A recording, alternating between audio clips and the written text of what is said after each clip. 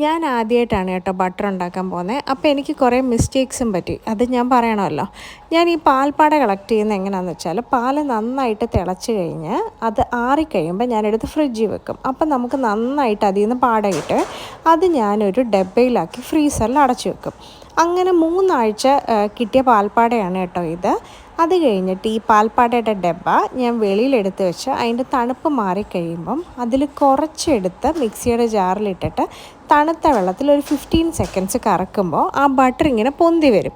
പക്ഷേ എനിക്ക് പറ്റിയ അബദ്ധം എന്താണെന്ന് വെച്ചാൽ, നല്ല ഐസ് കോൾഡ് വാട്ടർ വേണം എടുക്കാൻ. ഞാൻ പക്ഷേ ഇച്ചിരി തണുത്ത വെള്ളമാണ് ഉപയോഗിച്ചത്. പിന്നെ അടുത്ത എൻ്റെ ഒരു മിസ്റ്റേക്ക് എന്ന് വെച്ചാൽ, ഞാൻ ഈ പാൽപ്പാട മൊത്തം മിക്സിയുടെ ജാറിലോട്ടിട്ട് കറക്കി. അങ്ങനെയല്ല, നമ്മൾ കുറച്ച് വേണം ഇട്ട് കറക്കാൻ. അങ്ങനെ നമുക്ക് ഈ ബട്ടർ മാറിയും മിൽക്ക് മാറിയും കിട്ടും. അങ്ങനെ മാറി വരുന്ന ബട്ടർ നമ്മളിങ്ങനെ എടുത്തിട്ട് വീണ്ടും കുറച്ച് ഐസ് കോൾഡ് വാട്ടർ ഒഴിച്ചിട്ട് അതിങ്ങനെ സൈഡിലോട്ട് ഇങ്ങനെ അതിൻ്റെ വെള്ളം ഇങ്ങനെ ഒപ്പി അതിനെ വാഷ് ചെയ്യണം. അങ്ങനെ ഒരു 3 തവണ വാഷ് ചെയ്ത് നമ്മളിങ്ങനെ അതിൻ്റെ വെള്ളം ഇങ്ങനെ കളഞ്ഞുകൊണ്ടിരിക്കണം. അങ്ങനെ നമുക്ക് ഈ സൂപ്പർ ബട്ടർ കിട്ടും കേട്ടോ.